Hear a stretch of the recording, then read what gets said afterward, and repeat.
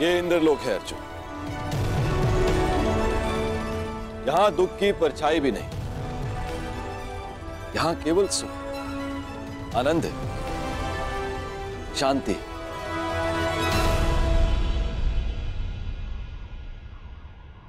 क्षमा कीजिए पितादे, मेरे भाई वहां पीड़ा भोग है और मैं यहां आनंद करूं, ऐसा कैसे हो सकता है? हमें अपनी प्रतिज्ञा पूर्ण करनी है, महायुद्ध करना है। स्त्री के अपमान का प्रतिकार करना है मुझे। अर्जुन, उस प्रतिकार को पूर्ण करने के लिए तुम्हें कुछ दिव्य अस्त्र की आवश्यकता पड़ेगी अर्जुन। उनकी दीक्षा देने के लिए ही मैं तुम्हें यहां लाया हूं। आओ अर्जुन, आरंभ कर।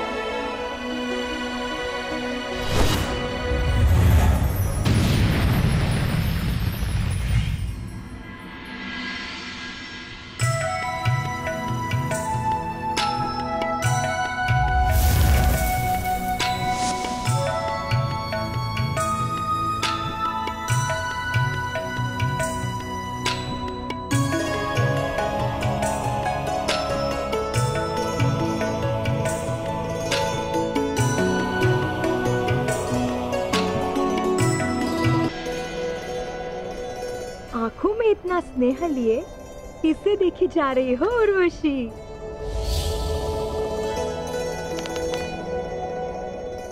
उस वीर को क्या तेज है उसके मुख पर, और बाजुओं में कितना बल। ये कौन से देवता है? ये देवता नहीं, ये देवराज इंद्र के पुत्र है, अर्जुन। अर्जुन?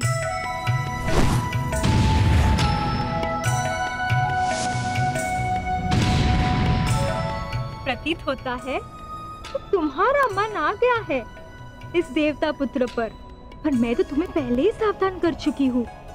ये देवराज इंद्र के पुत्र है। तो मैं भी देवताओं को वश में करने वाली अप्सरा उर्वशी हूँ, और इस देव पुत्र को भी मैं अपने वश में कर ही लूंगी।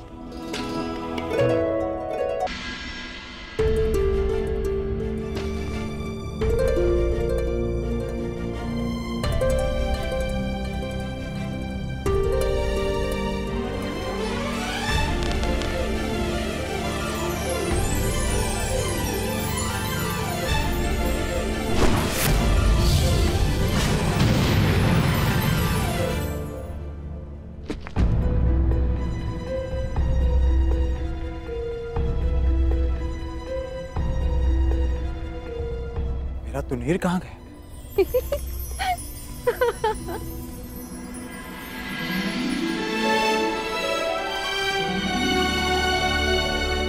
कब से देखे जा रही हूँ वीर, अभ्यास पे अभ्यास किए जा रहे हैं। तनिक विश्राम तो कर लो। मेरे पास विश्राम का समय नहीं, मुझे मेरा तुनीर लौटा दीजिए देवी। उर्वशी, उर्वशी नाम है मेरा।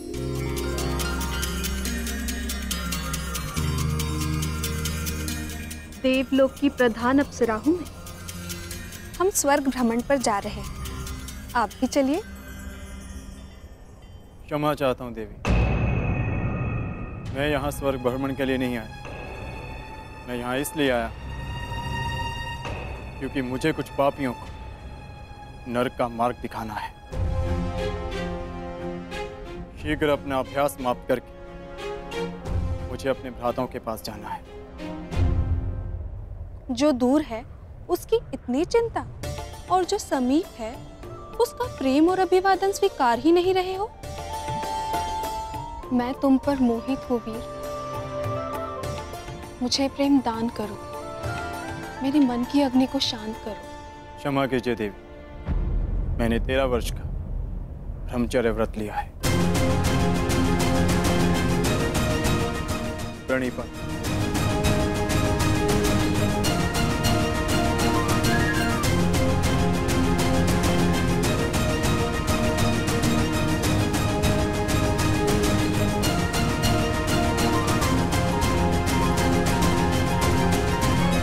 तुम्हें पाना तनिक कठिन है वीर, और यदि लक्ष्य जितना कठिन हो उसे पाने का आनंद दुगना हो जाता है। आपको अपना ब्रह्मचर्य व्रत तोड़ना ही होगा।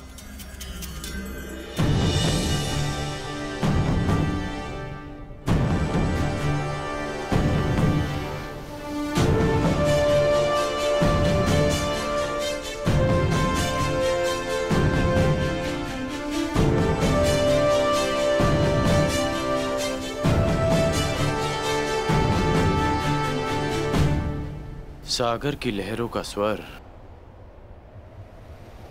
सुन रहे हैं माँ मही? युद्ध की रणभेदी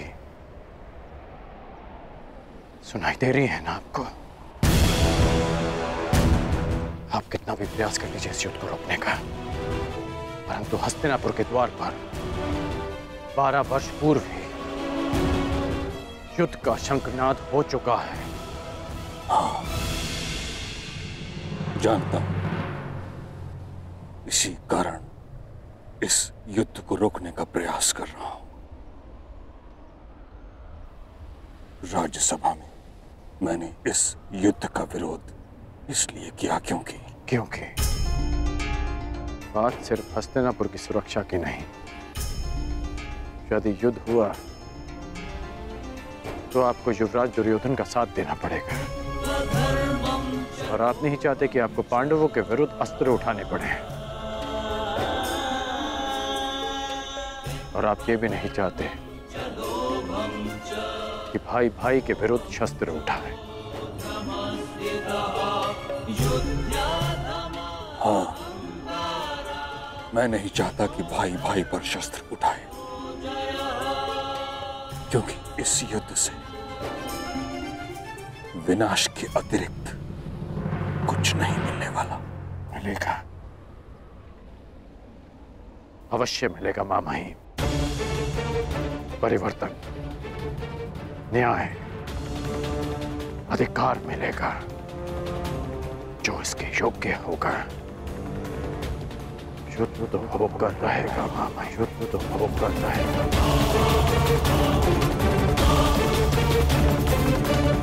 युद्ध से विनाश के अतिरिक्त कुछ नहीं मिलने वाला। युद्ध तो होकर रहेगा माँ मही।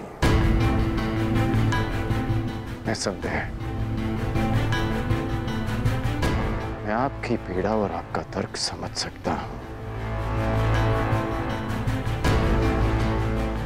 परंतु मैं ये नहीं समझ पा रहा कि जिस गांधार नरेश शकुनी ने सदा छल का साथ चुना, वह आज युद्ध का समर्थन कैसे कर रहा है? क्या वो कोई और षड्यंत्र तो नहीं रच रहा? इतने वर्षों से मेरे सते रहकर भी तुम मुझे समझ नहीं पाए। क्या है दुर्योधन, कभी कभी चौसर में अपने स्वयं के मेरु को ही पकड़वाना पड़ता है। सभा में मैंने जो कुछ भी कहा वो मेरे शब्द थे और उनके अर्थ कुछ और थे। जैसे हाथी के दांत खाने के कुछ और दिखाने के कुछ और। हम पांडवों को अज्ञातवास में ही पकड़ लेंगे ताकि युद्ध की नौबत ही ना आए। तो फिर जब पिताश्री आदेश दे रहे थे, आपने उसका विरोध क्यों किया?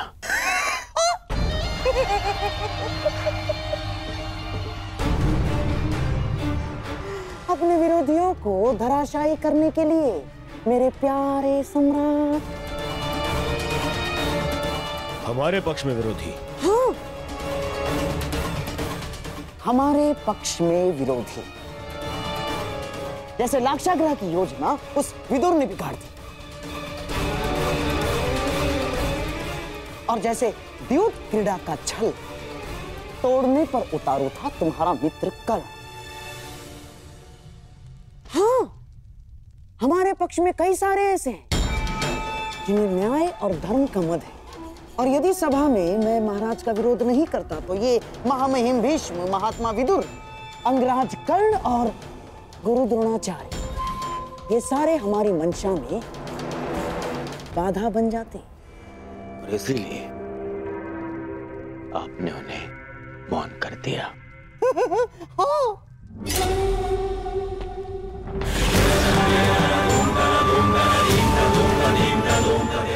परंतु इन पांडवों का क्या?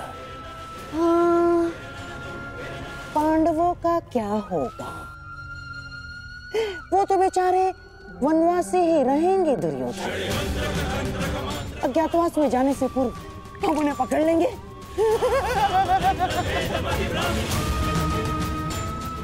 जिस युद्ध के लिए अर्जुन दिव्यास्त्र ला रहा है वो कभी होगा ही नहीं।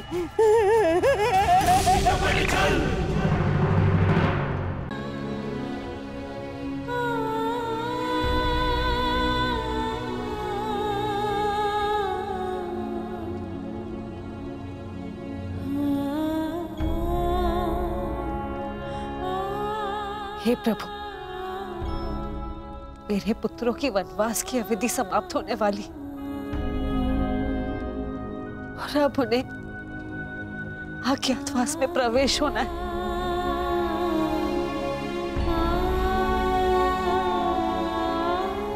दुर्योधन अवश्य कोई बाधा उत्पन्न करने का प्रयत्न करेगा।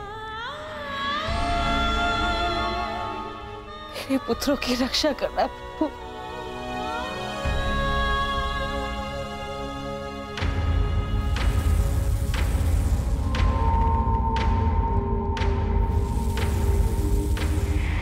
आज्ञा दीजिए ज्येष्ठ, क्या निर्णय लिया है आपने? अर्जुन को पीछे छोड़ा नहीं जा सकता, परंतु परिस्थिति ये है कि हमें भी यहां से स्वयं शीघ्र ही निकलना होगा।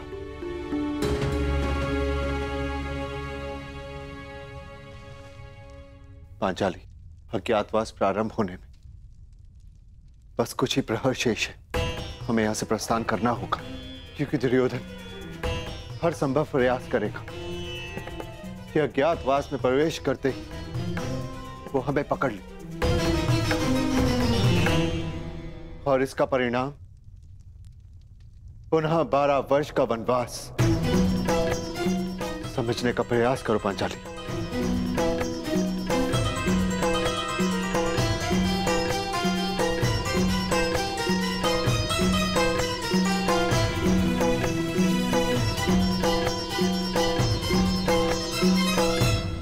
इस दुविधा से निकलने की मेरे पास एक योजना है ज्येष्ठ। ये योजना हमारे किसी काम की नहीं है। द्रौपदी के अपहरण से हमें क्या लाभ?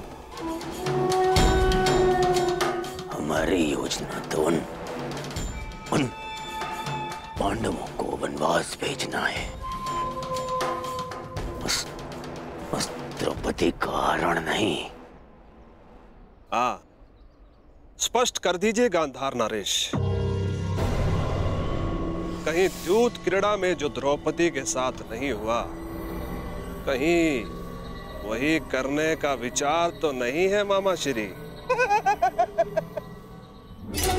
नहीं जामाता श्री, आपको केवल उस द्रौपदी का अपहरण करके यहाँ इस वन में इस स्थान तक लाना होगा, बस। उसके पश्चात वो पांडव उसकी सुरक्षा करने के लिए यहाँ आएंगे। फिर हम उनसे प्रार्थना करेंगे, याचना करेंगे कि हे धर्मराज, हमें क्षमा कर दो। हमें क्षमा कर दीजिए धर्मराज, हमसे बहुत बड़ी भूल हो गई। हमसे बहुत बड़ी भूल हो गई ना, हमें ऐसा नहीं करना चाहिए था। अब इस द्रौपदी को मान से, सम्मान से यहाँ से ले जाएं और पुनः 12 वर्ष के वनवास का आनंद उठाइए।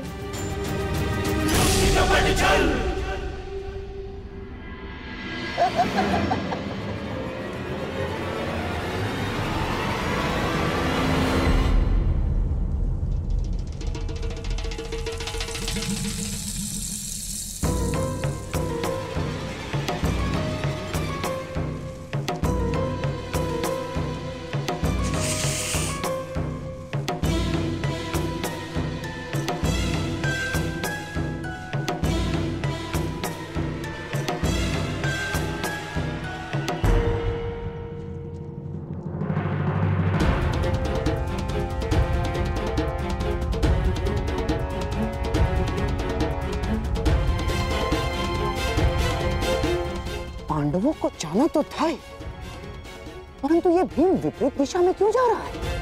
ये तो और भी अच्छा है गांधार नरेश। हमारा लक्ष्य द्रौपदी है और भीम की अनुपस्थिति में द्रौपदी का हरण और भी सरल हो जाएगा। आप नियत स्थान पर पहुंचे। यहां से जयद्रथ का कार्य प्रारंभ होता है और पांडवों की मुक्ति की आशा का अंत।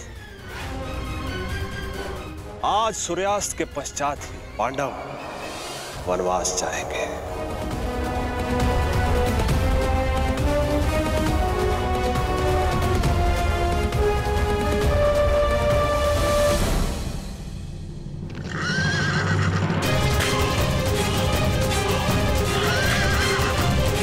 अब जो होगा बल से होगा, छल से नहीं।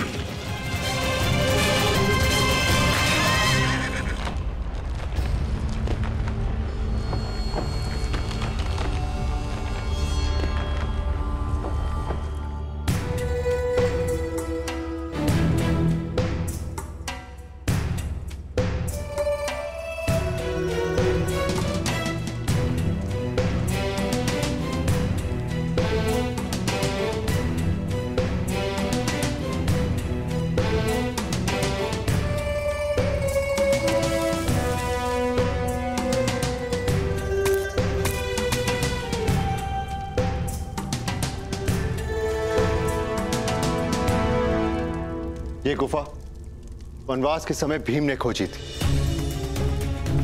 ये गुफा गुप्त है, यहां पर कौरव कभी नहीं पहुंच पाएंगे। जब तक भीम और अर्जुन नहीं आ जाते, हम सबको इसी गुफा में यहीं पर रहना है।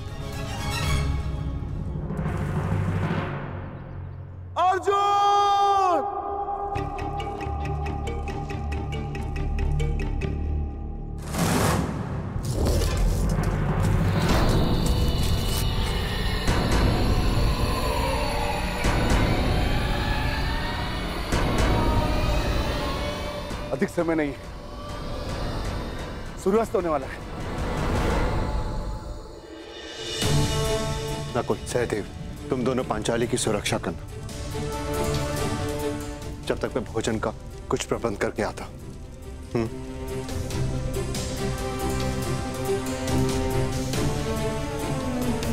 तुम ध्यान रखना। आप भी।